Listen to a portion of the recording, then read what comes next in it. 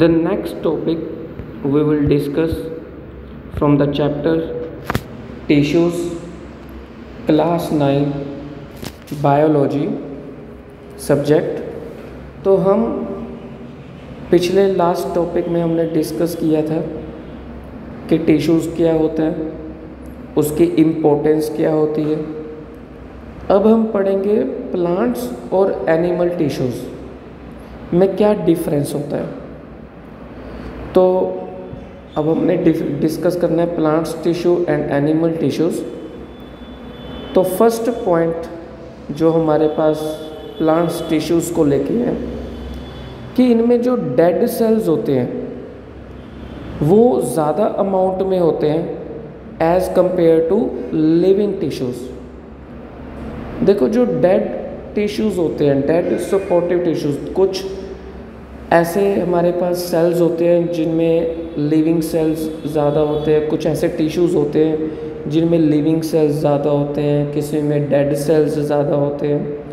तो जो plant tissues होते हैं उनमें डेड टिश्यूज़ आपको ज़्यादा देखने को मिलेंगे as compare to living tissues. और एनिमल टिश्यूज़ की अगर हम बात करें, वहाँ पे हमें लिविंग टिश्यूज़ ज़्यादा देखने को मिलेंगे as compare to dead tissues. जो प्लांट्स टिश्यूज़ होते हैं, आपको पता है कि जो प्लांट्स की ग्रोथ होती है, एक तो वो एक स्लो प्रोसेस होता है क्योंकि उनमें एक फोटोसिंथेसिस प्रोसेस की ज़रूरत होती है फूड को प्रिपेयर करने के लिए।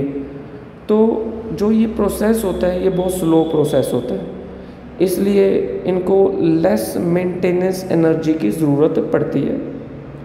जो एनिमल्स होते हैं उनको फूड प्रिपेयर तो उन्होंने करना नहीं होता क्योंकि दे आर एनिमल टिश्यूज़, तो उन्हें तो फूड चाहिए। They require more maintenance energy. और यहाँ पे जो सेल्स होते हैं, डिवीज़न होती है यहाँ पे। जैसे एक सेल है वो डिवाइड हो जाएगा 2 सेल में, फिर ये डिवाइड हो जाएंगे, इसके 2 सेल बन जाएंगे, इसके 2 सेल बन जाएंगे। ये डिफरेंशिएशन आपको प्लांट्स टिश्यू में देखने को मिलती है, लेकिन जो एनिमल टिश्यूज़ होते हैं उनमें ये डिफरेंशिएशन एब्सेंट रहती है।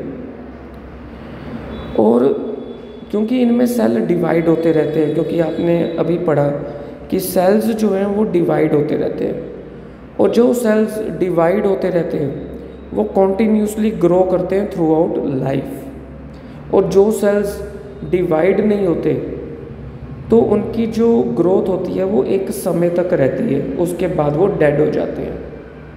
ठीक है, जो ये प्लांट्स टिश्यूज़ की ऑर्गेनाइजेशन है दैट इज़ वेरी सिंपल।